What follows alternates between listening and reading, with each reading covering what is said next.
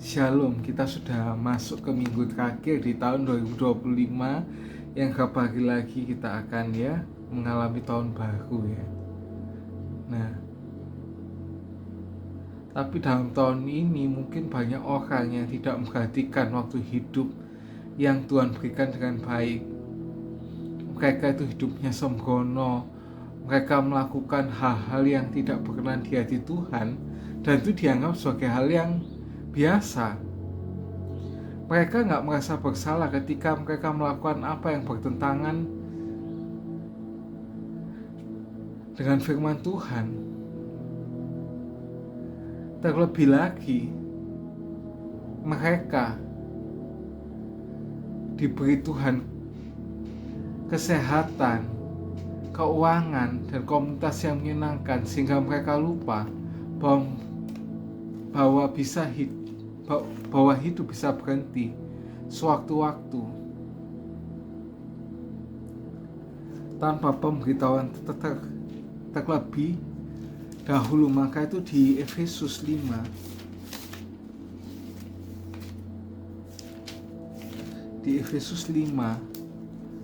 ayat 15-16 dikatakan, karena itu perhatikanlah dengan saksama bagaimana kamu hidup, janganlah seperti orang bebal, tapi seperti orang arif, dan pergunakanlah waktu yang ada karena hari-hari ini adalah jahat. Nah, firman Tuhan itu pasti benar, 1000% benar, 1.000.000% benar. Karena firman Tuhan itu memang benar. Tapi begitu banyak orang Kristen yang sudah mendengar firman Tuhan berkali-kali dalam hidupnya, tapi hidupnya masih sama seperti dulu. Tidak ada perubahan, bahkan ada yang lebih jahat dibandingkan sebelum ia percaya kepada Tuhan Yesus. Orang tersebut seperti ini itu disebut orang bebal. Tuhan mau kita supaya menjadi orang arif atau orang pandai ya, atau orang bijak lah ya, sehingga bisa memilih mana yang benar dan mana yang salah. Mazmur 90 ayat 12 dikatakan, ajarilah 90 ayat 12 dikatakan bahwa berkata, ajarilah kami menghitung hari-hari kami sedemikian sehingga kami memperoleh hati yang bijaksana. Nah, ingat dalam Mazmur 90 ayat 10 juga dikatakan, masa hidup kami 70 tahun, dan jika kuat 80 tahun, dan kebanggaannya adalah kesukaran dan penderitaan, sebab berlalunya buru-buru dan kami menghilang lenyap. Jadi kita boleh berharap umur kita panjang, tapi Tuhan itu bisa juga menghentikan hidup kita itu kapan aja ya. Oleh sebab itu ya, kalau kita sekarang tuh masih dikasih waktu sama Tuhan, kesempatan hidup sama Tuhan, itu semua karena anugerah dan penyertaan dari Tuhan. Jangan sampai kita sia-siakan waktu yang ada dengan turut mengambil bagian dalam perbuatan-perbuatan kegelapan yang tidak berbuah apa-apa, tapi sebaliknya telanjangilah perbuatan itu dan pergunakanlah sebaik-baiknya untuk Tuhan Yesus. Nah, gimana sih kita mempergunakan waktu kita itu?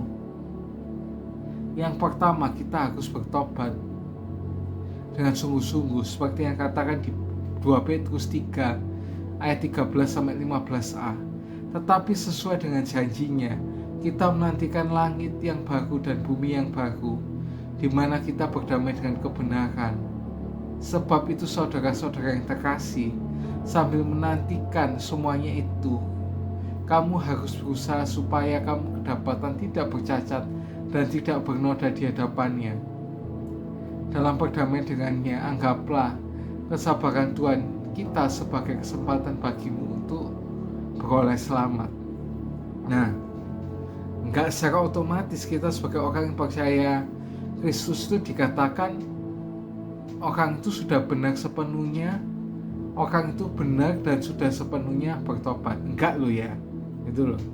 Kita harus isi hidup ini dengan melakukan hal-hal yang benar.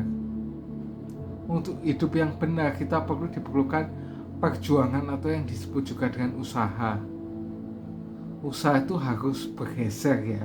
Seperti di fisika kan rumusnya usaha W sama dengan F dikali S. F itu adalah gaya yang kita kasih, dan S itu adalah jarak perpindahannya. Kalau gak pindah sama sekali 0, ya usahanya pasti 0.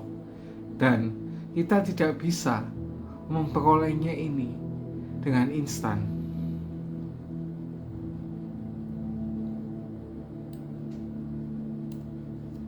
Banyak orang Kristen yang munafik dengan banyaknya kegiatan ibadah.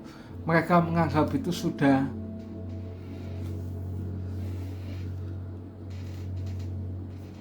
berubah ya. Mungkin orang bisa dikelabui dengan tampak luar, seperti yang dikatakan di kitab Yeremia pasal 7 ayat 9 sampai 10. Masakan kamu mencuri, membunuh, berzina dan bersumpah palsu, membakar korban kepada Baal dan mengikuti Allah lain yang tidak kamu kenal. Dan kamu datang berdiri di hadapan rumahku sambil yang di atasnya namaku disuguhkan sambil kata kita selamat supaya dapat pula melakukan segala perbuatan yang keji ini. No.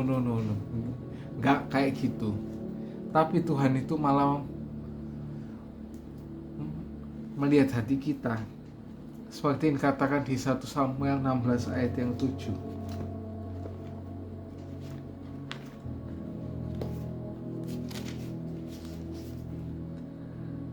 Tetapi berfirmanlah Tuhan kepada Samuel, jangan pandang pakasnya atau perawakannya yang tinggi, sebab aku telah menolaknya, bukan yang dilihat manusia, melainkan yang dilihat Allah. Manusia melihat apa yang di depan mata, tapi Tuhan melihat hati. Jangan terus kita lakukan perbuatan dosa sampai itu tidak merasa itu dosa. Nah, kalau Tuhan masih sabar dan memberikan waktu pada kita bertobatlah, jangan sampai Tuhan membiarkannya. Ada contohnya di Yeremia pasal 15 ayat 1 sampai yang kedua. Tuhan berfirman kepadaku, sekalipun Musa dan Samuel berdiri di hadapanku, hatiku tidak akan berbalik pada bangsa ini. Usirlah mereka dari hadapanku, biarlah mereka pergi. Dan apabila mereka bertanya kepadamu, kemanakah kami pergi? Nah kami harus pergi, maka jawablah, beginilah firman Tuhan, yang maut ke mautlah, yang ke pedang ke pedanglah, yang ke kelaparan ke kelaparanlah, dan yang ketawanan ketawan-lah. Jadi kayak dibiarkan itu sama Tuhan, atau bahasa Jermannya dijarjarne gitu ya, dijarjarno gitu ya.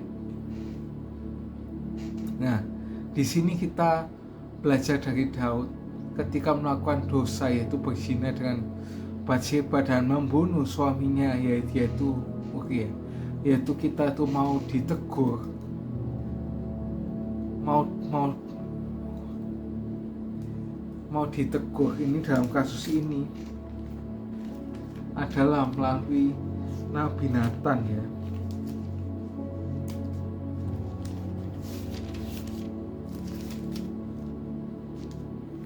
Yaitu bisa kita baca di 2 Samuel 12 ayat 1 sampai 25, karena banyak ayatnya ya, bisa dibaca sendiri.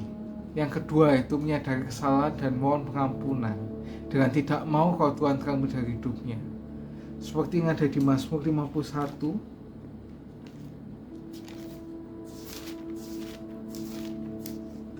ayat 4, bersihkanlah aku seluruhnya dari kesalahanku dan tegarkanlah dari dosaku. Lanjut ke ayat 12 dan 13, jadikanlah hatiku tahir ya Allah, dan perbagailah batinku dengan Roh yang teguh. Janganlah membuang aku dari hadapan-Mu, dan janganlah mengambil roh-Mu daripadaku. Di sini Daud tidak mengulangi lagi tidak mau mengulangi dosa lagi yang sama. Tapi dibandingkan dengan Abishag gadis Sunem itu malah mengulangi dosa yang sama ya. Seperti yang katakan di 1 Raja-Raja 1 ayat 1 sampai 4. 1 Raja-Raja 1 ayat 1 sampai 4.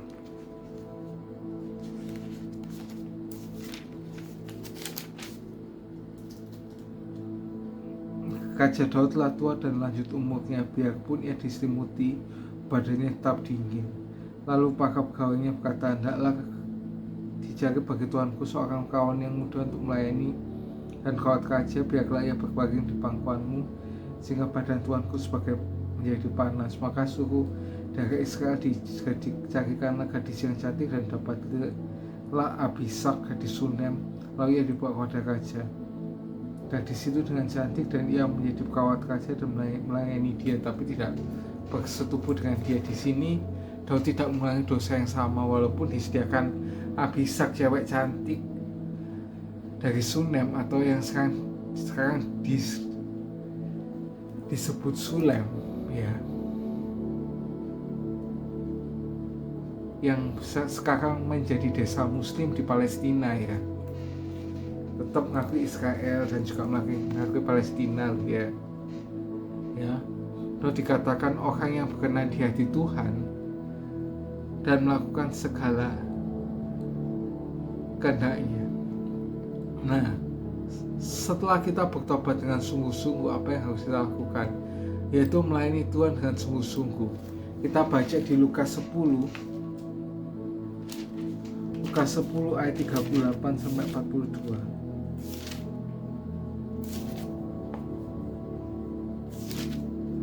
Ketika Yesus dan murid-muridnya dalam perjalanan, tibalah di sebuah kampung, sebab perempuan bernama Marta terima dia di rumahnya.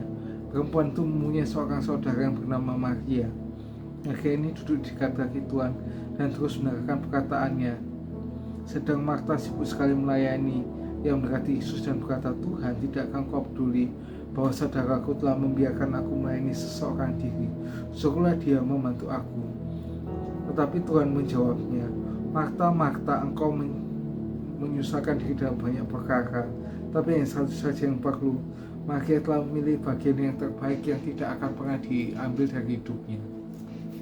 Nah, orang Kristen itu menganggap melayani Tuhan adalah melakukan kegiatan-kegiatan gereja seperti Marta. Kita melakukan pelayanan, kita menjadi WL, kita menjadi singer, kita main musik di multimedia, kita di sosial media. Kita banyak hal lah, mungkin di gereja kita tuh pelayanannya itu sangat banyak ya. Nah, arti melayani yang terutama adalah menyediakan waktu untuk bersekutu dengan Tuhan Yesus seperti Maria. Nah, di sini kenapa kok Tuhan Yesus mengatakan Maria itu mengambil bagian yang terbaik, yang tidak akan diambil daripadanya? Ya kenapa? Karena Maria itu intim, melekat dengan Tuhan Yesus seperti yang di ayat 39b. Seorang perempuan 39b. Maria duduk di dekat kaki Tuhan dan terus mendengarkan perkataannya. Yang dimaksud intim atau melekatnya apa sih? Sampai kita mengerti perasaan dan detak jantung Tuhan Yesus, sampai hati kita seirama dengan Tuhan Yesus. Bukti Maria memiliki keintiman dengan Tuhan Yesus. Kita baca di Lukas 11 ayat 20 sampai 27.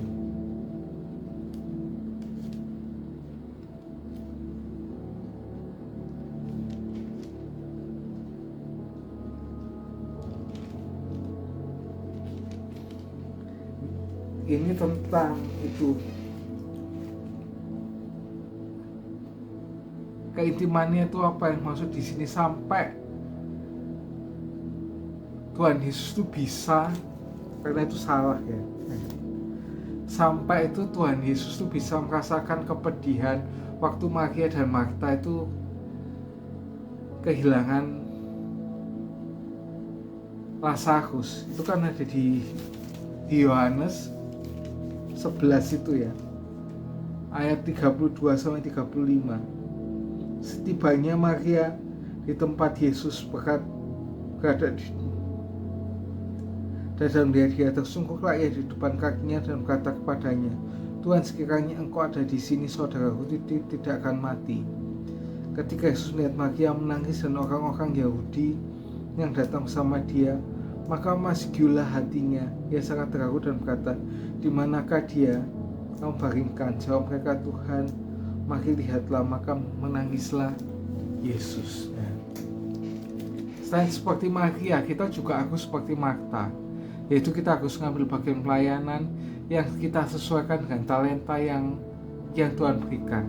Nggak perlu kita mencari pelayanan yang presisius untuk mengangkat nama kita, karena Tuhan sudah menyediakan upah atau berkat yang sama. Kita baca di 1 Samuel 30.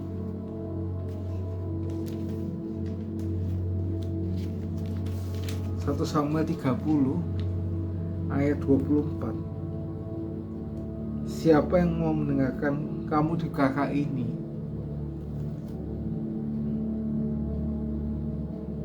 Sama seperti bagian orang yang pergi berperang itu akan dibagi sama-sama. Dan juga tidak ada kata pensiun dalam pelayanan. Itu ada di contohnya adalah Hana, seorang nabi perempuan yang merupakan anak Fanuel dari suku Asyir. Itu kita baca di Lukas 2. Lukas 2 ayat 36 sampai 37.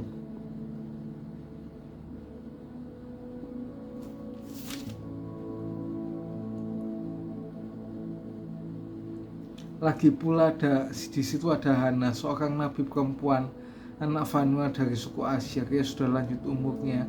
Sesudah kawin ia hidup 70 tahun bersama suaminya. Dan sekarang ia janda dan berumur 84 tahun. Ia tidak pernah meninggalkan bait Allah dan siang malam beribadah dengan berdoa dan berpuasa. Jadi kadang, aku sudah tua, aku harus berhenti pelayanan. Selama Tuhan masih kasih kita bisa gerak, kita pelayanan. Kalau sudah nggak bisa gerak, kita menginjil dengan mulut kita, dengan apa kita. Ya pokoknya tetap kita melayani Tuhan lah sampai kapanpun. Yang ketiga, setelah kita itu bertobat dengan sungguh-sungguh, melayani Tuhan dengan sungguh-sungguh, kita yang terlebih adalah menjadi berkat bagi sesama. Kita baca di Galatia 5 ayat 13.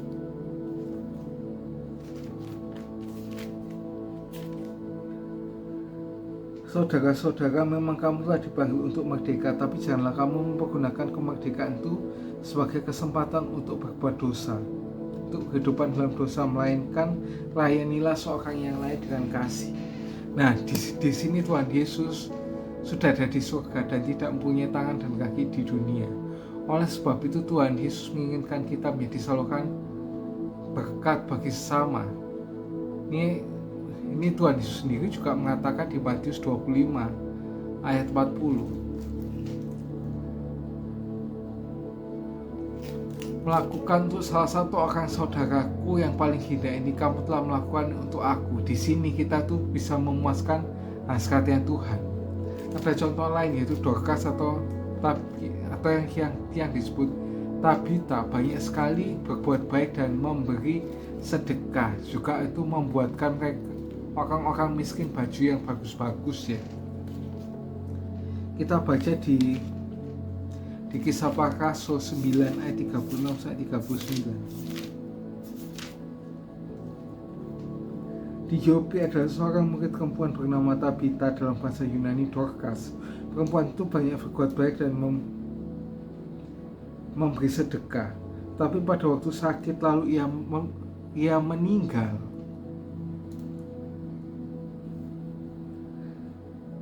Dan setelah dimandikan, mayatnya dibaringkan di ruang atas, tidak dekat dengan Yope.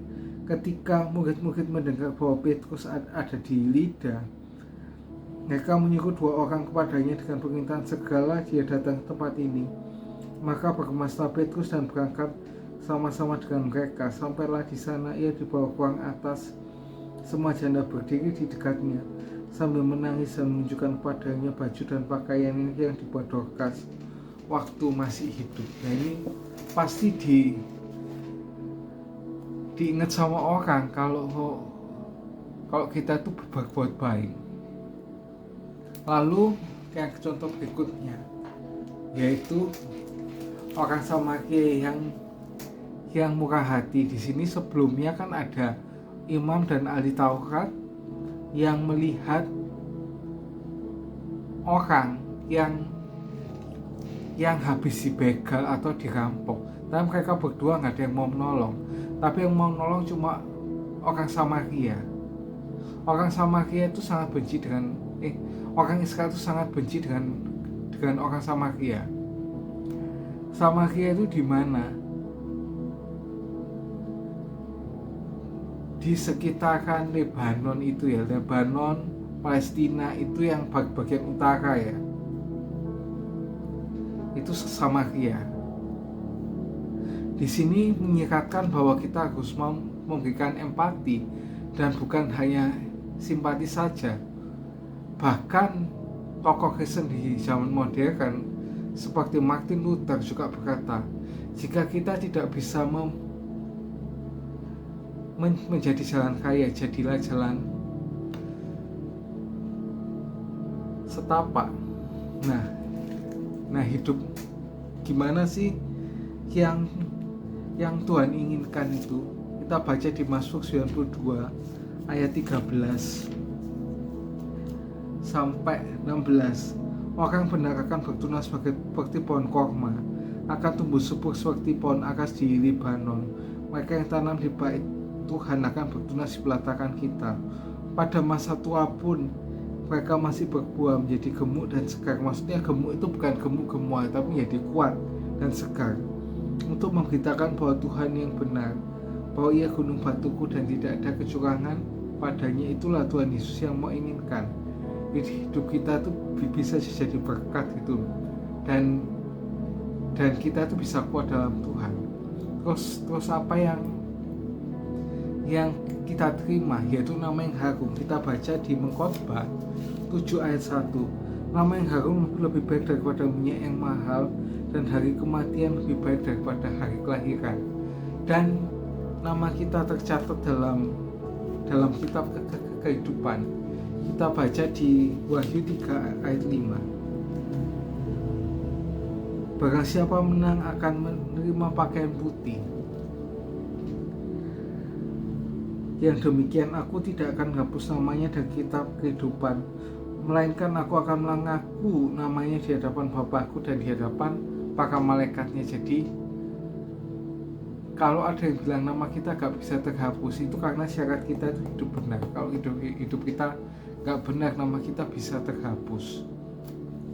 Apa yang kita dapatkan orang yang mempergunakan waktunya dengan benar. Kita buka di Yesaya 46 ayat 4. Ini benar-benar ayat yang terakhir. Yesaya 46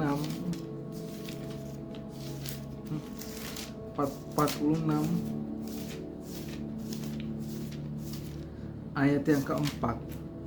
Sampai masa tuamu aku tetap dia, dan masa putih rambutku aku menggendong kamu. Aku akan melakukannya dan mau menanggung kamu terus. Aku mau memikul kamu dan menyelamatkan kamu. Romantis gak sih ya? Gimana sih cara kita menggunakan waktu itu? Yang ada itu bertobat dengan sungguh-sungguh. Kita harus nyanyi Tuhan dengan sungguh-sungguh, dan kita harus jadi berkat. See you and God bless you.